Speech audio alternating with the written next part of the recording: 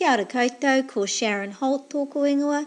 My name is Sharon Holt, and recently we were in Tauranga on a tour with our Reo Singalong show, and we did a show at Greerton Library, which was a wonderful library with te reo signs with their English signs, so it was a very good way of looking at te reo, having a look at what the meaning of the phrase or word was, and maybe having a practice. So I thought I would share some of those with you today. So the first one is for the returns part, where you put your book in that you've already read. So return is whakahoki, and this phrase is wāhi whakahoki, and wāhi is to do with the place. So this is the place to make your book returns. Wāhi whakahoki. This is a very common one, obviously. Lovely to see the reo at the top, the first one, so that's good. Whare paku. Whare paku for toilet. This is the area on the door which is for the staff to enter only. So only is anake, and ngā means it's more than one, and kai mahi. So mahi is work, obviously, and if you put kai before it, it's about the person that does the work, and ngā before that is there's more than one. Ngā kai mahi anake, staff only. The large print section is puka puka for book, puka puka tuhi ngā rahi, puka puka tuhi ngā rahi. So rahi is to do with large, and tuhi is to do with writing and printing. So this is the term for the large print books. For the catalogue, puka puka again, to do with books, and at the beginning we've got rārangi. So rārangi is a line, and it's also a list. So the word for the catalogue is rārangi, and because it's a catalogue of books, it's a rārangi puka puka. So for the fiction section, which is the adult novels, kōrero paki is a phrase which is about telling stories, making up stories, not true. So kōrero paki is the term for that.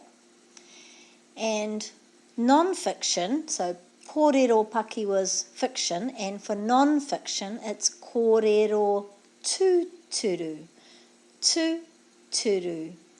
Non-fiction kōrero tūturu is the truth, stories that are true. And for this one, it's children's non-fiction, so it's wāhi tamariki kōrero tūturu, and this is the place for children's non-fiction. The place for children's fiction is wāhi tamariki kōrero paki.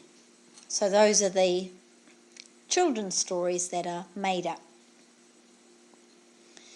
The teens section is about the place for youth or young people, so it's wāhi taiohi. This is a good example of a lot of vowels together and having a look at how that could be pronounced. So that's taiohi. Put a break after every vowel. Taiohi, taiohi. Wāhi taiohi. A place for young people.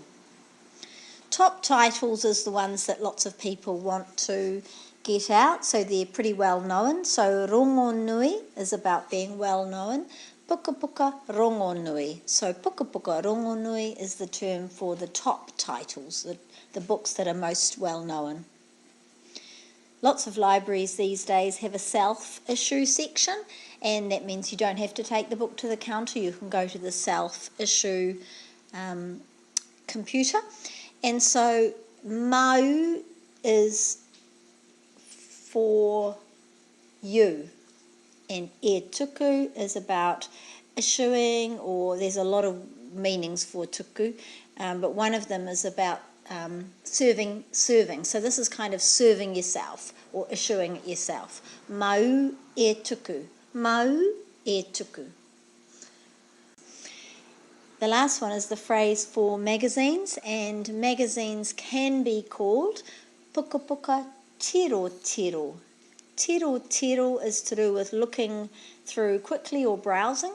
Puka puka tiro tiro.